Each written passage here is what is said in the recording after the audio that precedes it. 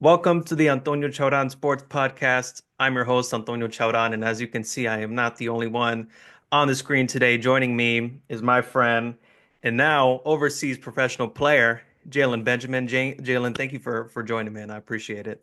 Nah, man, appreciate you for having me for sure. So, Jalen and I go back a little bit. We both went to the Mount. My senior year, he was a junior. He had just transferred from UAB, if I recall correctly, right?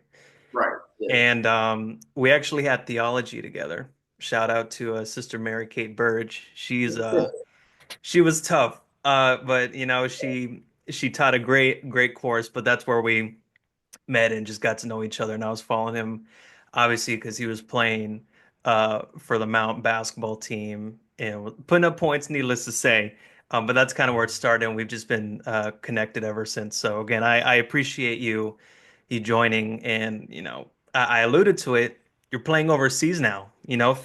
Talk about that whole process of obviously being, a collegiate player, going from UAB to the Mount and then to Santa Clara, and then now you're in Slovakia. Like, Right. let's talk about that process, man. Like, how do you get from where you were at the collegiate level to now playing professionally overseas? Man.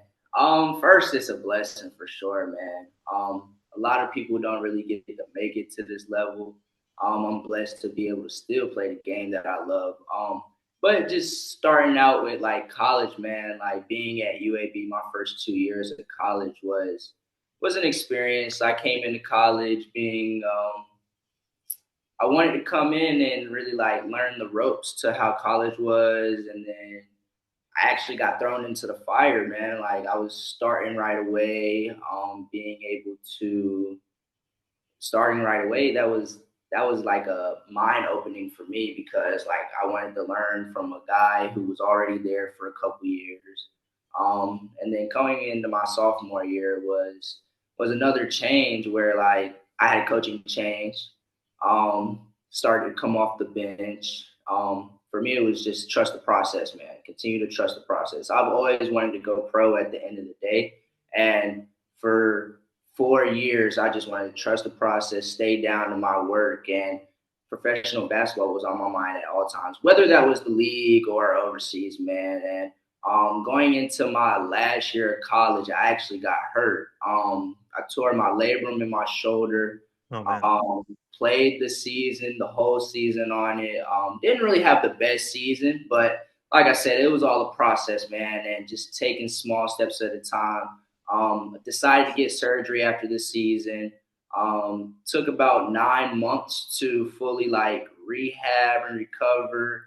And through that time, it was hard, but I really relied on God, man. I didn't know what the future looked like for me. Like I thought about staying at my old school to become a GA. So I wanted to stay around basketball. I knew that, but I still have on my mind like, man, I'm young. I want to play professional basketball, so I'm still gonna grind it out. And then I was blessed to one of my GAs at Santa Clara put me with a agent from Slovakia, and from there, like it was a process because my timeline didn't really match to where I was a first year import and you had to be there around August. I got here about 2 weeks ago. Right. It's November, and I just like I thought I was like, dang, I might not be able to play, but he found me an opportunity here in speak Slovakia, man, and just being here, just being able to, I'm on a mountain, feel like I'm at the mountain again a little bit. So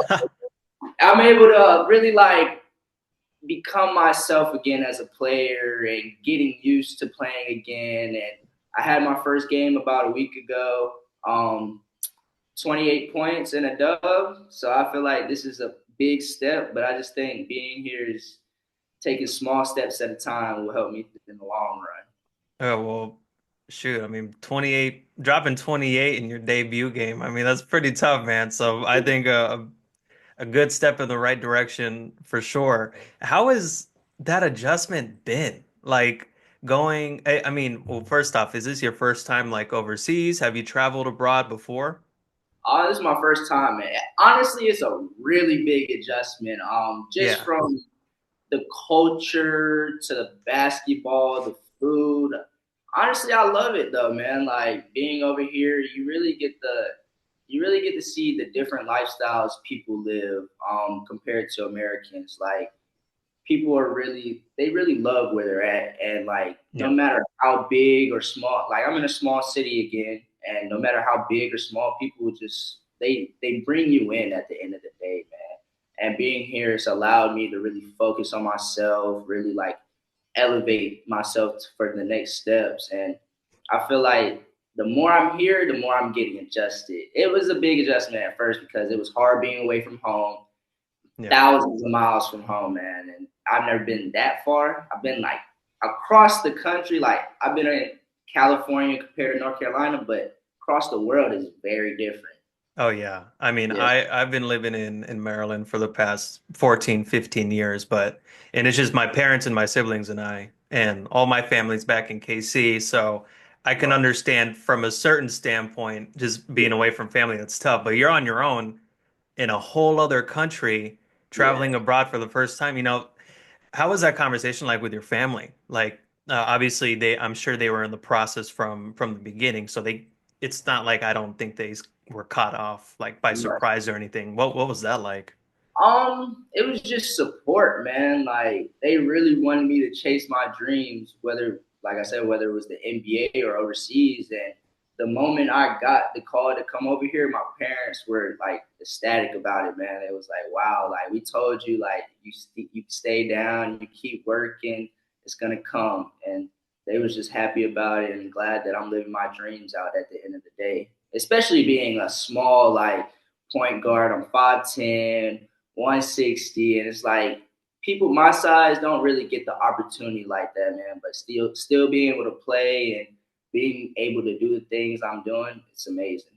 Well, I mean, I forgot to mention this when I was first opening up, but I wrote a story on you when I was at the Mount with Yeah, the Mountain Echo, and I dubbed it the kid from Raleigh.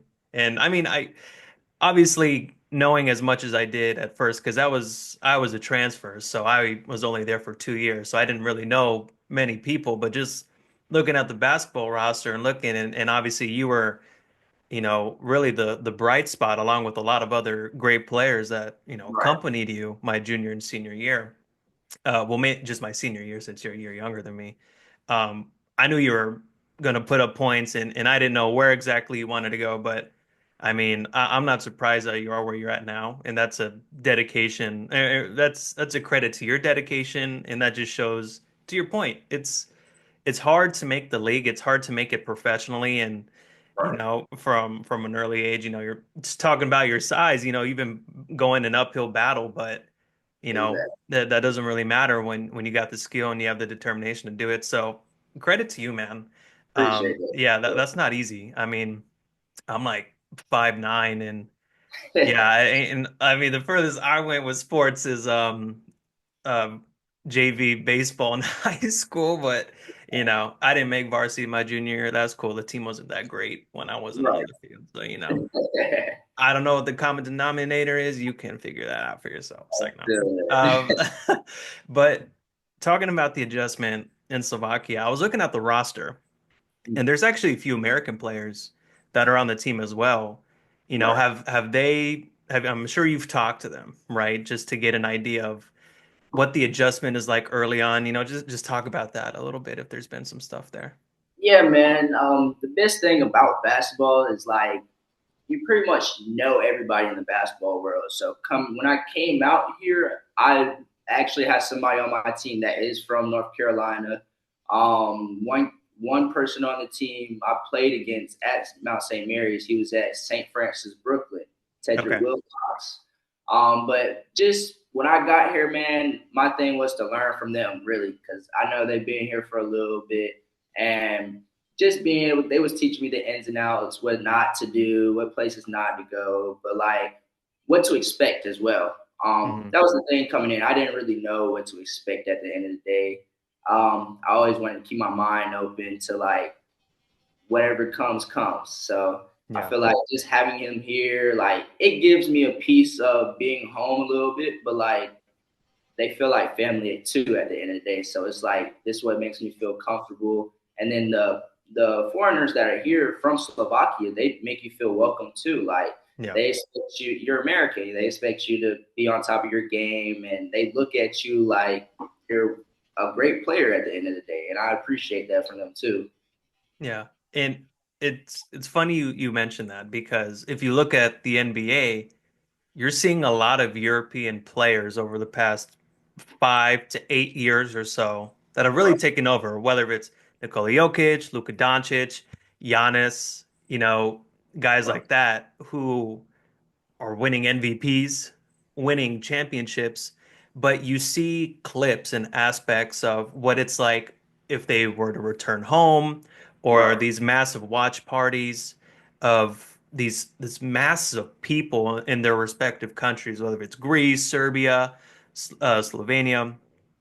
Like they're very dedicated to the sport and they're a very supportive group. I'm assuming now that you're in Slovakia, you're getting a glimpse of that. Yeah, man. My first game was like a real experience. It's completely different. Like the culture here, like they're all into the games. Like they have drums in the stands.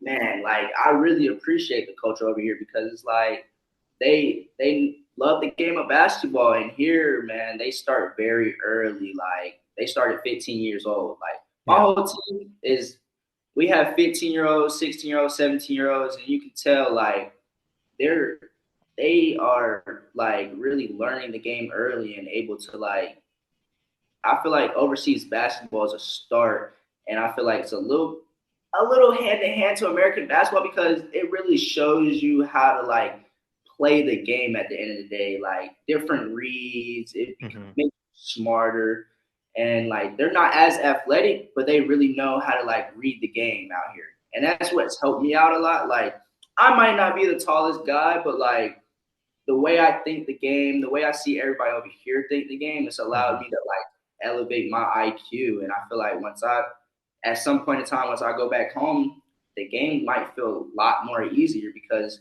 being here, it's more of a team game. And being in the NBA or American basketball, it's the ISO game. So it's like I Right. get the both worlds coming into it. So I want to touch on that because there's always discussion in the NBA of what American basketball is compared to international basketball. And you Right. see a lot of that, especially when it comes to FIBA. Obviously we went to the Olympics this past summer and we won, but you're seeing teams like Germany, you're seeing teams like France, in South America, like Argentina, like those are teams that fundamentally have it locked down. Exactly. So, and to your point, a lot of ISO ball in the States, it's more so independent or individual skill in comparison to having the overall team kind of locking in on all cylinders. So you would definitely attest to that based off Right. your experience so far. Yeah, man, for sure. For sure. Yeah. Yeah, It's that's interesting. it's a big adjustment. I feel like we have the advantage because we're able to play that one-on-one basketball at the end of the day. But Yeah, being just being here for 2 weeks and seeing how they like read the game, how they go from fast to slow. And over here it's very physical, man. Like they allow you to like really get to push people, yeah, like don't really call like touch fouls like that. Like they're really over here like hard fouls are hard fouls for real. I can yeah. tell you, like, and Well, I feel like that's the best thing about it, man. Like I didn't know what to expect, and like my teammates would tell me coming into my first game, like yeah, there's some things like in American basketball they call like you're not gonna get that because like they really rely on like it's physical and hard nosed basketball. yeah. Well, it's as you know with the NBA, a lot of people are critical on officiating because of how soft they are. So you're definitely seeing it. Have you heard just like like your teammates' perspective on the NBA in terms of like, I can't believe they call stuff like Yeah, man. that. I think it's really different. Like just being at Santa Clara where there was a couple NBA guys, I feel like the way they officiate is like a very touchy game. You can't really use your hands as much. You can't be Right. as physical. But being over here, it's like, man, anything goes at the end of the day. Like they don't Yeah. care how fast, how slow, how strong you are. It's just like you got to play through everything at the Yeah. end of the day. Well, you're talking about just the sports culture there. I highly recommend. I mean, I'm just going based off of what I know about European soccer. Dude, that's like everything to them. Like, yeah. Yeah, Like I'm I don't trying know to if in think. Slovakia is that a heavy influential sport there? Have you seen? I've seen they have a pro soccer team. I definitely have to get out to one because I've heard about overseas soccer and man, the culture I heard is very different. I need to experience it for sure. Dude, they don't mess around. They don't. No, man. Like and just like I don't know how much you pay attention to soccer, but or football over there, you'll find out really quickly. Yeah, It's a whole thing. But Spain, England, Germany, France, the Netherlands. I mean, the beauty of Europe, all the countries are so close together. Like you can hop on a plane for 3 hours and you're like four countries over. You don't get that experience here in the States just because just from LA to New York is a 6 hour flight in and of itself. right, So, highly recommend in your off time if you can go check out games like that because it's you. I feel like you would genuinely, and I've never experienced this. I would love to. You would right, be able to get that pure fandom of European, just again fandom and craze. It's a whole thing, and I think you would really be able to get engulfed in the culture that way as well. And you're seeing it already at your basketball right, games, as you said. for So, sure. Yeah, yeah. I'm gonna check it out for sure. Oh yeah, for sure. So. Let's switch over to the NBA now. I would love to get your, input and just your overall expertise on some of the main stories, coming in from the offseason. I don't know how much you've been able to pay attention, just given, everything that you've been having to go through and this whole transition going overseas now, but I'll just lay a few out for you just to get your initial thoughts. So, obviously, the Lakers are always in NBA headlines. Bronny getting drafted to the Lakers, 55th overall pick, playing his first game, kind of going back and forth between the NBA and the G League. JJ Redick is now the head coach, and already people are giving him shit because they're like, who does this guy think he is? Yeah, he played, then he was on a podcast, and now he's a head coach and thinks he's that guy. Um, and the other thing, too, another big team not because of the success, but just their location, the New York Knicks. The success they had last season, getting rid of Julius Randle, DiVincenzo, I think he was also on that trade from Minnesota to get Right. Cat. Just off of those two headlines, going from the Lakers and then maybe over to the Knicks. Just curious what your thoughts are on that. Man, starting with the Lakers, man, I feel like the JJ Redick deal was a honestly that's a great deal. Just he played in the league. Feel like he's new into the industry, but he knows what's going on, man. He knows the in and outs. It's a newer generation of basketball coming in, man, and I feel like we're making that transition to newer stars, new players. Feel like the LeBrons, the Currys, and all those guys, like in about KD. KD in a couple Hmm. years, I think they're about to turn over a leaf, and I feel like JJ Redick being there, man, I think it helps out the organization because they respect him more. Like he's actually being able to teach guys what's going on, right? Do plays, and LeBron, like he's hopping on podcasts with JJ Redick and stuff Yeah. like that. I feel like that's a great player to coach relationship to have. And then the Knicks trade, in my opinion, I think Minnesota might have won that trade because Yeah. you get a player like Julius Randle who's hard nosed, that helps out Anthony Edwards. Then you get a DiVincenzo who he thought he was going to stay with the Knicks, but that brings an even bigger chip on his shoulder for him going into this season. I feel like they might have a chance this year going into the championship. I like the Timberwolves this year. I'm not gonna Yeah. lie. What do you think of Ant? I love Ant Edwards. I love it. I played Anthony Edwards actually my senior year of high school, man. Like Really? Yeah. I moved to Atlanta my senior year. I was able to play against like top of the top, your Sharif Coopers, Brandon Boston's, Anthony Edwards, and going into that situation, I didn't really see what everybody was talking about, but like just seeing his progression through the years, I feel like he's made a statement. Like Yeah. he's that guy, and like he's here to win a championship. Like last year was just a start for him. I feel like coming into this year, he definitely has a plan in place and wants to win for sure. Yeah, and you see it, what I really like that sports has been doing lately. A lot of these like behind the scenes documentaries, just Yeah, with pro sports in general, and you see it on Netflix. Whether if it's a quarterback with the NFL, I'm a huge Chiefs fan, so it was last season when they covered Kirk Cousins, Marcus Mariota, and Patrick Mahomes, and it's the stuff that fans don't see, right? It's right. the day to day. It's what they deal with not just on the field, but also off the field. And the NBA did a debut documentary called The Starting Five. I don't know if you saw it or heard of it, but they followed LeBron, Jason Tatum, Jimmy Butler, Domantas Sabonis, and Ant Edwards.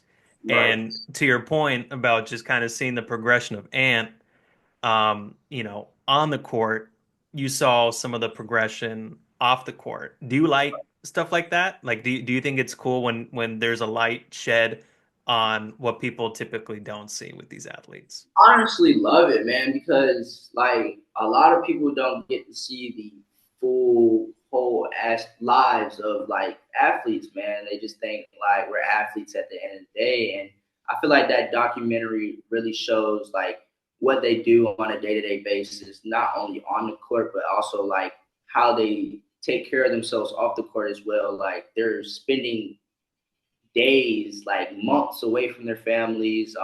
But when they get their time to themselves, they're able to like really spend time with their family. You can see their personality outside of basketball, man. Like, yeah, we're basketball players, but at the end of the day, we're real people too. So like, we have real lives outside of it, and you can tell like with the Sabonis story, like you can see that he gets to spend time with his kids. Get to see Jimmy Butler, like he has that little that he how you put it. He's really like straight face on the court, but outside, like he has these Yeah, different personalities. Like right. I feel like that gets to show like who he really is at the end of the day, like how he take He's care of his funny as life. hell, man. He's He's very funny. I feel like the emo Jimmy Butler, and then he did a little tour of his house, man. Like yeah. that gets to really show like who he is, man. Like a lot of people really don't get to see who we are outside of the basketball court, and like at the end of the day, we're real people, man. Like we can laugh, joke, have fun, just like you guys at the end of the day. I'm curious since we're on this topic. How has your day to day changed through your kind of collegiate career and obviously now with playing overseas? Just, what is your typical day to day like from when you were in college to now being in Slovakia? I feel like it's changed a lot, man. Like in college, we're so set on like basketball in school, and like we don't really. I feel like as athletes, we don't really get to find ourselves as much through the process. For me, like that's how I was. Like I was just straight basketball school. Like I have to make it to either NBA or overseas. And now that like I'm over here, and then I had surgery and stuff, I wasn't able to do nothing for 9 months, man. So like I was able to find myself, find another niche to get into, like and then being over here, like we don't have school, like we have maybe one practice a day. You have to find something else to do and after that. Like I feel like I'm able to really like be on my own and really find other things to do. Like I feel like that's the best thing, man. Like, yeah, basketball is one thing, but like you have to live your life as well. Like Yeah. you can't just be so caught into like, man, if I don't make it, like I'm nothing. There's other parts to life other than sports, man. Yeah, I think that's a great message to send to a lot of people. And I actually saw on IG right before we hopped on here your own like day in the life as a Yeah, professional I thought that was dope. I was curious towards the end. It looked like seafood. Was it like in a bucket? I saw like some it Slovakian was street food. it was actually like it's called like kebab. So it was like it's kind of like Mediterranean food in my opinion. Oh, nice. I've never tried it before. I just feel like being out here, like being able to experience new things, it's amazing to me, man. Because like we're so caught like over in the U.S., we don't get to experience overseas things, and I just feel like I told my parents this one day, like man, like I caught myself sleeping a lot, and I'm like, bro, you don't get to experience this every day. So I'm like, Yeah.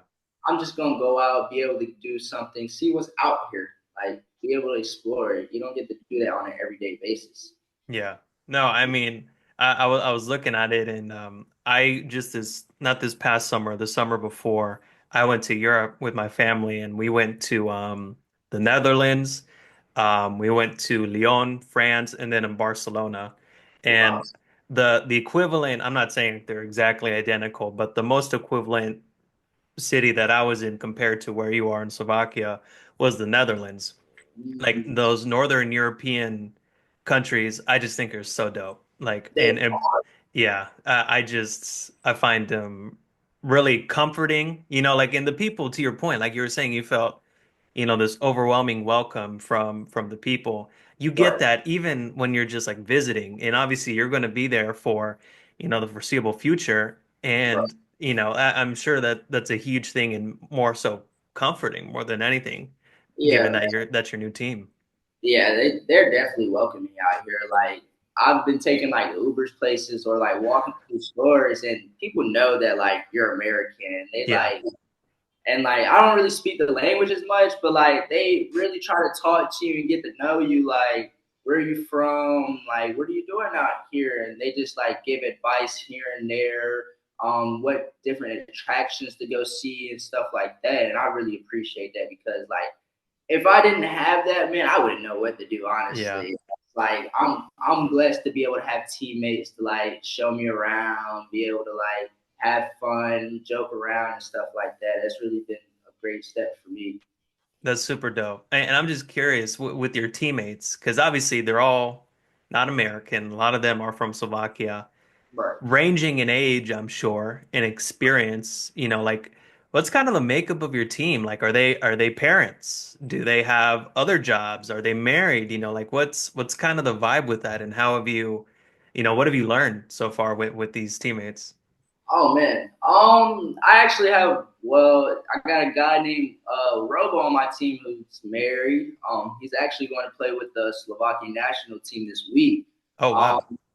So it's like these guys have like regular lives outside of like basketball. They work jobs sometimes. Like they have a wife to go back to.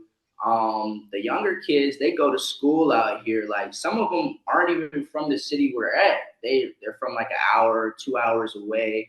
Oh, They dang. stay here throughout the week, and then whenever they have a chance to, they either take the train home. Like I got a kid on my team who's 15 years old and he's the number one player in Slovakia. And it's like Wow. being able to see that at like he's at so young of age and just like I feel like that's amazing, man. Like you're here, you're able to like go to school, like basketball the whole day basically, and then like you're the number one player. You're playing on a U23 team basically, like Yeah. a pro team. Like that's amazing to me. Yeah. Dude, I Yes. got to get out there and check out a game. Oh I yeah, don't know. I don't know how long that flight would be. I don't know when I'd be able to, but for shoot me over sure. your schedule. Dude, I would get there in a heartbeat if I could. It sounds like super dope out there. For sure, for sure. Yeah. So transitioning back over to the NBA a little bit. The Cavs are starting out hot. They are 14 and 0. They're 13 and 0 with their regular record, and then with the new in-season tournament, Right. they're 1 and 0. Do you think that's an anomaly? Do you think they're gonna come back down to earth, or do you think based off of maybe last season that this is this Cavs teams, this is who they are. They brought in Donovan Mitchell to lead them to a championship. Do you think that's finally coming to fruition? I think, man, I think this is their identity, man. Like Donovan Mitchell is really taking the step to like lead their team and like just like the newer like generation that's coming in, they're falling into place. In my opinion, like They're 13-0. In-season tournament is happening, which brings a new excitement to the league, in my opinion. Yeah. And I feel like they're just going to keep taking those small steps to win. I feel like just the younger generation, man, they have, like they're able to learn from Donovan Mitchell, and just like Donovan Mitchell's a great player, man.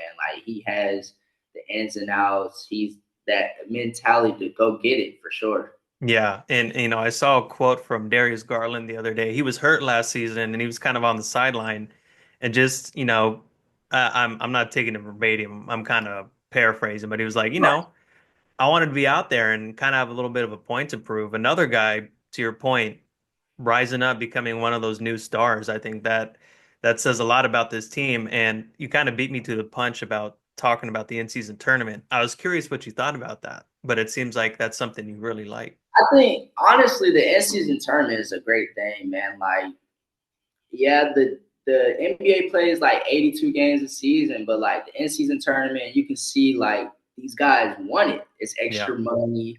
It brings a new excitement to like the beginning, middle of the season, and like these guys are hungry for more money. I can see that for sure.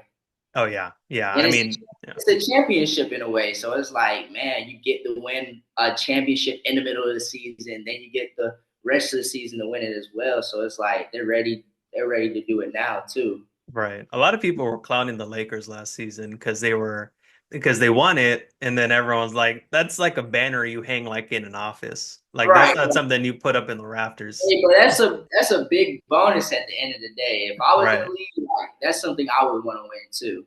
Yeah, I totally agree. I think with anything that shifts in a league that's been a certain way for so long, Right. I think that's something that will adjust and people will, when players and fans will come to appreciate later on. I think kind of an equivalent to that is with the NFL. They added another game. So instead of 16 games, they play 17 games, and they're like, oh my God, another game for us to potentially get hurt. And then there's Right. talks about maybe adding 18 games, and people are like, all right, bet, add another bye week Right. Right. because this is getting too much. So I think, it just takes time with change like that. It does for sure. That's why they're in the league at the end of the day. Like they know how to take care of their bodies, man. It's just like they're set to play a 82 game season, 83 game, whatever it takes, man. So it's like it helps them out at the end of the day. Absolutely. And sticking with the East, I mean the Celtics, I again from KC, I don't really have a team to root for. Oklahoma geographically is the closest team Correct. technically I could root for. Being in Maryland, we got the Wizards, but they're not Yeah. that great. And so, but my dad's a huge Celtics fan. He grew up loving Larry Bird, so I kind of have a somewhat of an allegiance to that team. I like the Celtics. Who's your team? Who's the team that you root for? I say right now, I like the Timberwolves, but Yeah, like, yeah, I like the Timberwolves. Just Ant-Man, man. He has a different type of like mentality to him. Like, yeah, I feel like not many people carry that, and he knows like I'm gonna do whatever it takes to win at the end of the day, no matter who likes me, who doesn't like me. I also feel like the Celtics do have a chance again this year, man, because just like off of just who was it that the USA basketball, Jason Tatum didn't get to play that much. Jalen Brown didn't get selected. yeah. I just feel like that builds another fire under them, and it's just gonna be like, man, they don't have nothing to prove, but like it's like, man, we're still here to like win it, and we're still the best team in the league. Yeah, no, I agree. And I think they're like 12-1 or 12-2 or something like that. I mean, they're off to a hot start, and early on people were like, this team's already in mid-season form and we just freaking started. Like they have a Exactly. lot of returning players. I mean, they got their main starting five still. They got Tatum, they got Brown, they got Porzingis. Right. Derek White. Derek White, I think, is a really underrated player. He's one of those guys that does the dirty work, but he's that type of guy that you just need on a team, a championship team. Exactly. He's made a big transition, in my opinion, because like a couple years ago, you would be like Derek White, like he's just a defender. But like now that you really see like he guards the best player on the team, and then like he's taking that next step offensively too. Like he hits open shots. Like he's gonna come in clutch when it really matters at the end of the day. Yeah, absolutely. And again, going back to like the Timberwolves that you're talking about, I'm curious what you think about this because this is a guy, in my opinion, that gets more hate than what he deserves in Rudy Gobert. Right, A lot of people talk about how he's a liability offensively. Like you literally, and when the playoffs come around, you pinpoint him and you're like, okay, we can go at this guy. And when the team is like on the defensive side of the ball, they kind of just shoo him to the side in a sense. And even the teams that he's been on, whether if it's with the Jazz or even with the T-Wolves a few games, he's not necessarily in the game plan. right, right. I'm curious what your thought is just on that. Um, man, Rudy Gobert, man, that's one defensive player of the year, man. Like, Right. not everybody can be an offensive player at the end of the day. You have to have those pieces to the team that have their role. Like, go block shots, go set screens. That's in my opinion, that's all he needs to do. Like that's why they went to go get a Julius Randle because he's the type of player that's gonna come in and give you points on the offensive end, but also provides defense as well. Like it's Hmm. just another hard nosed player that matches Ant Man's energy that can also like help out on the offensive end as well. Like Rudy Gobert, yeah, he's not as good on the offensive end, but like he's a piece that can help on defense. And I feel like at the end of the day, like a lot of people preach defense wins championships. So Right. I find it funny that I think it's weird that he has won all these accolades, but maybe in a sense that's kind of hurt him because people are like, this guy's a two, three-time defensive player of the year, and he can't be on the court when it matters. And I feel like because he has those credentials, that gives people the expectation that he needs to be on the floor in those moments. When you're saying he has roles. Yes, he does his roles really well. And exactly, obviously that's why he's been able to get these accolades, but that doesn't necessarily mean that when push comes to shove in certain situations that he needs to be on the court. exactly, right, right. Yeah, Yeah. that's tough. And guys like Shaq talk a lot of smack, dude. I They mean, do, man. I feel what like people just have like very high expectations for guys like that, but like at the end of the day, like he's there for a reason. Like he's in the league. Like he won defensive player 2 years, but like not everybody has to be an offensive player at the end of the day.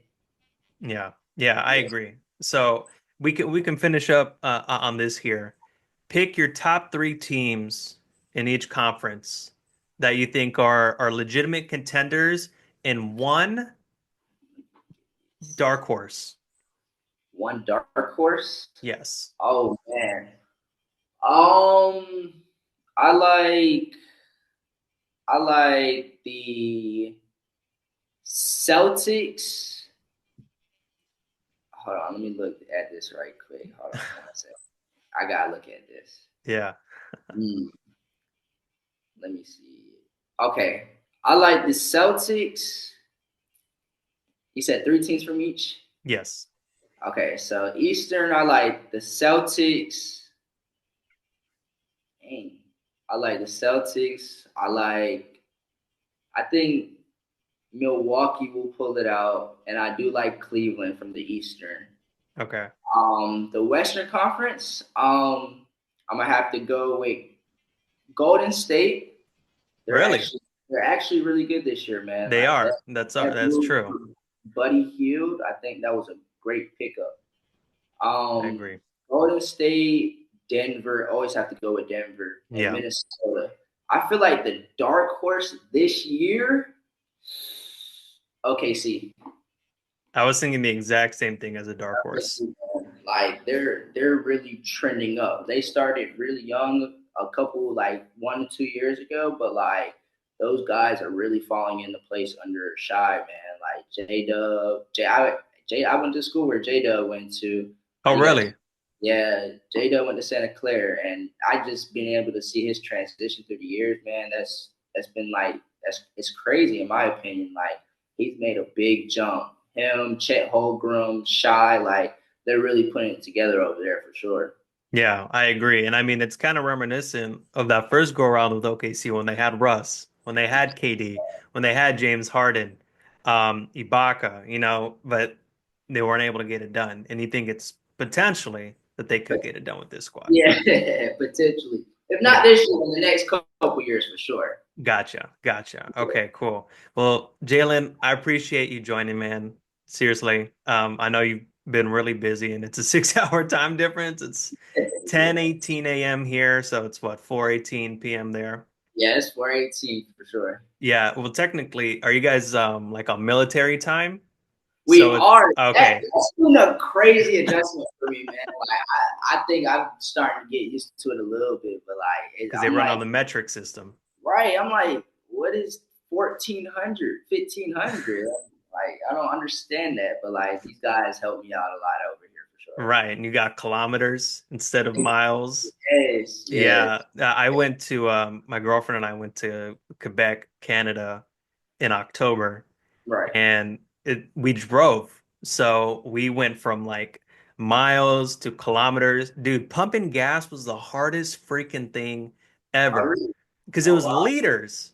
Ah, And they didn't have the little, like when you're pumping gas and they have the little stop thing, right? Once your tank yeah. gets full. Some of them didn't. And Oh wow. so I literally had to like look at my phone and Google because my car takes like about 12, 13 gallons. So I'm like, all right, what's that in liters? So I can Right. look at it. And I Yeah. couldn't look at the money because the value was different. So, It is very so different. I was Yeah. screwed. And but yeah, and so I kind of eyeballed it, did my best, but that wasn't easy. So yeah, Crazy. I'm sure that's been an adjustment for you, man. Yeah, for sure. But congratulations on everything with this new team. It's a big deal, and I know that you're really proud of it. I know your family's proud of it, and everyone that knows you. Um, yeah, you deserve it, bro. And I want to keep following. I don't watch the Slovakian league ball, but I will now. I got you.